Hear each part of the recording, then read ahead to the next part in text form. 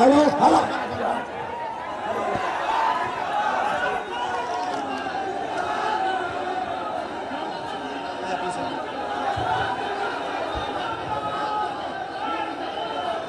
आप यहीं रहिए, यहीं रहिए, यहां रहिए, आप दोनों यहां रहिए। नमस्कार, एक सेकंड शांत हो जाएं। सबसे पहले मैं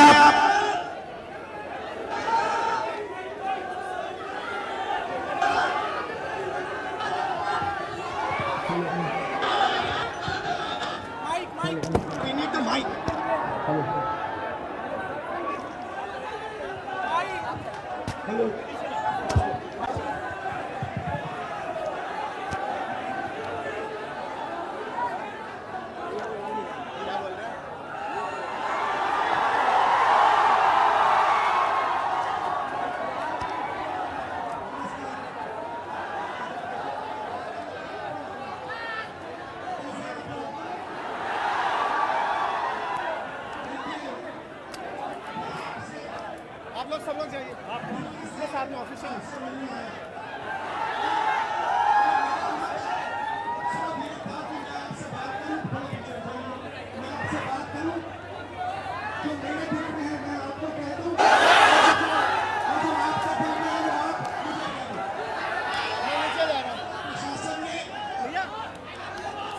पूरी तरह रोकने की कोशिश की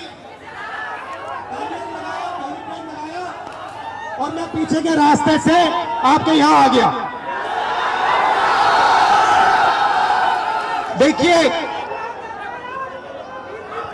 दलित, पिछड़ा वर्ग, अति पिछड़ा वर्ग, आदिवासी वर्ग, आपके खिलाफ इस देश में 24 घंटा अत्याचार होता है।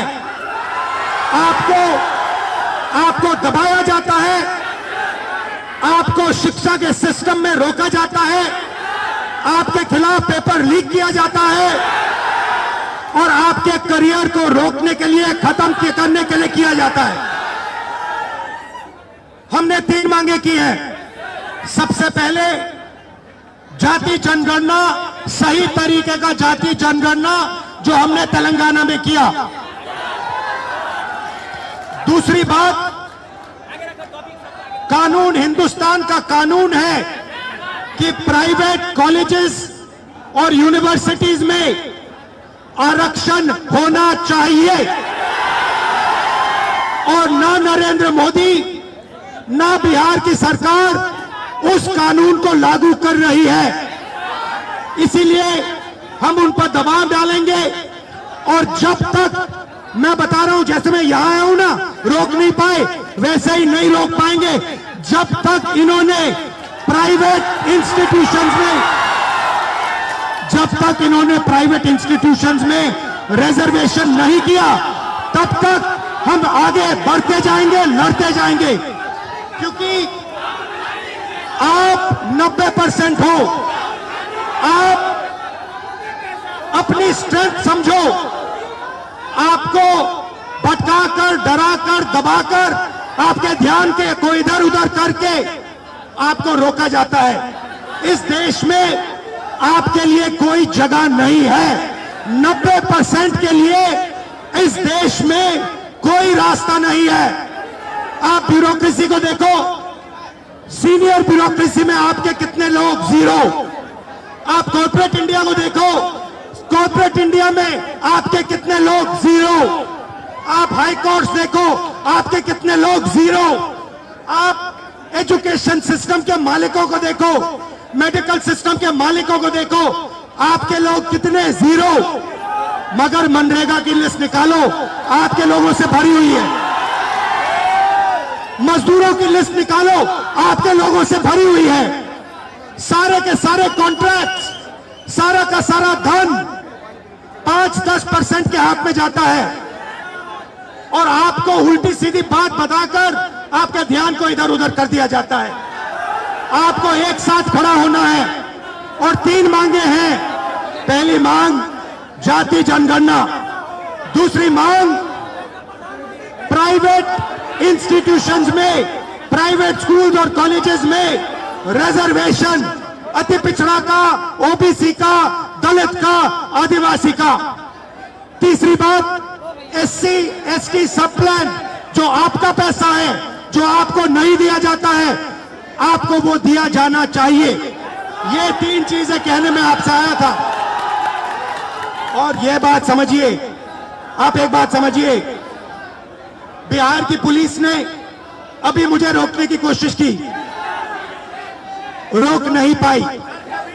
पता है क्यों नहीं रोक पाई? नहीं, इसलिए नहीं रोक पाई क्योंकि आपकी शक्ति मेरे पीछे है।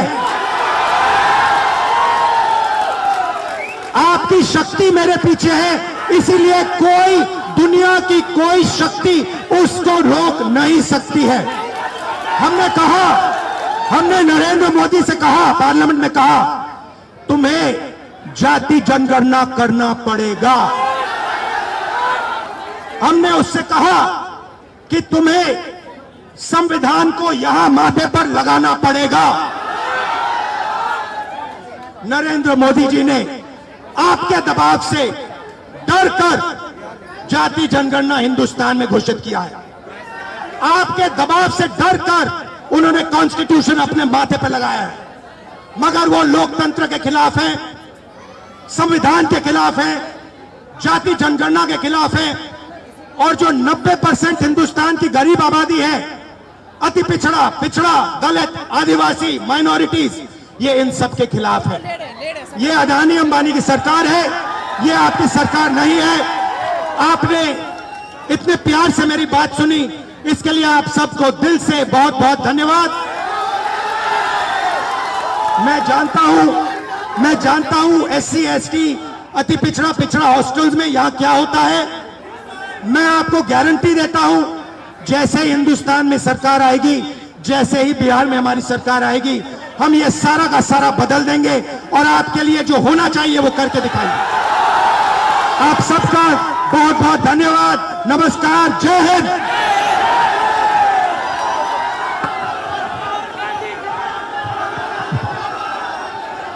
जय भीम, जय भीम, जय भीम। Thank you. जय भीम, और ताकत से जय भीम, नमो बुद्धाय, जय भीम, जय भीम।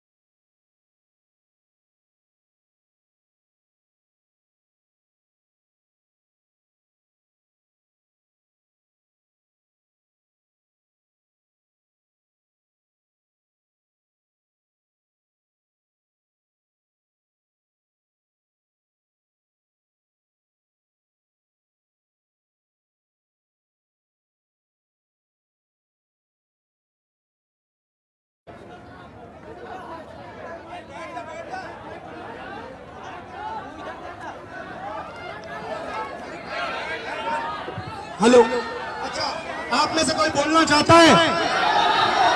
आ जाओ, आ जाओ।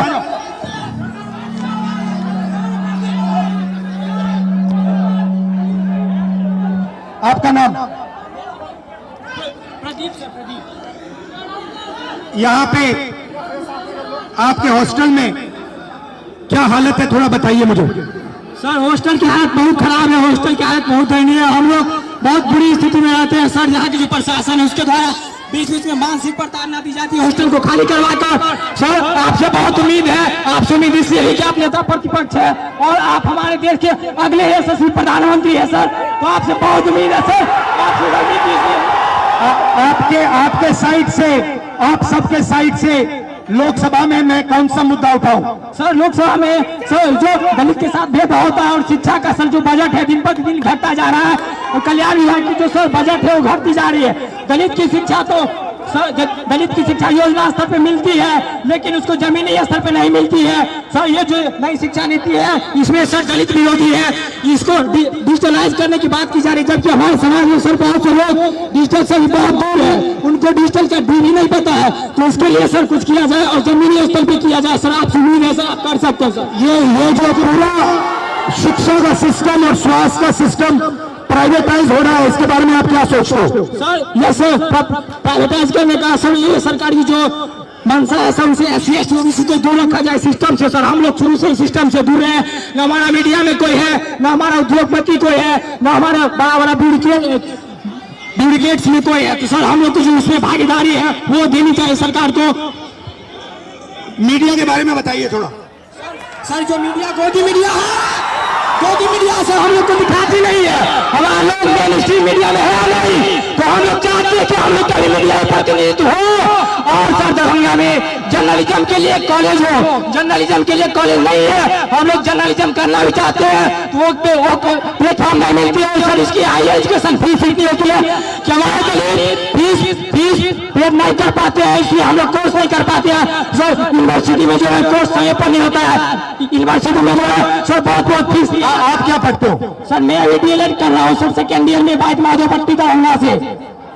कैसा चल रहा है? सर DLED तो ठीक चल रहा है लेकिन सर आगामी TRE4 है जिसमें 23-25 वालों को मौका मिले, इसके लिए भी हम लोग प्रोटेस्ट किए हैं, सर कर रहे हैं। सर और माता पिता क्या करते हैं? भाई बहन कितने हैं? सर मेरे माता पिता सर मम्मी तो गृहिणी है, पापा एक मामूली ड्राइवर है सर, पापा जो है 300-400 दिहाड़ी पे काम करते हैं। सर हम लोग बहुत गरीब तबके के साथ हैं, अगर ये हॉस्टल नहीं होती तो हम लोग को एक ऐसा प्लेटफॉर्म नहीं मिलता, हम लोग नहीं पढ़ते, इसलिए ये हॉस्टल है। और सर एक और मांग आपसे हम लोग करना चाहेंगे कि सर ये हॉस्टल है, हम लोग यहाँ मैट्रिक इंटर ग्रेजुएशन कर लेते, क्या मैट्रिक इंटर ग्रेजुएशन के लिए हम लोग को नौकरी मिलेगी?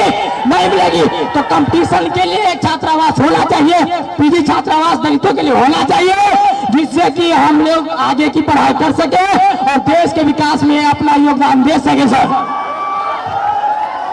भाई बहन और पापा मामा से मेरी नमस्ते कर देना। Thank you brother.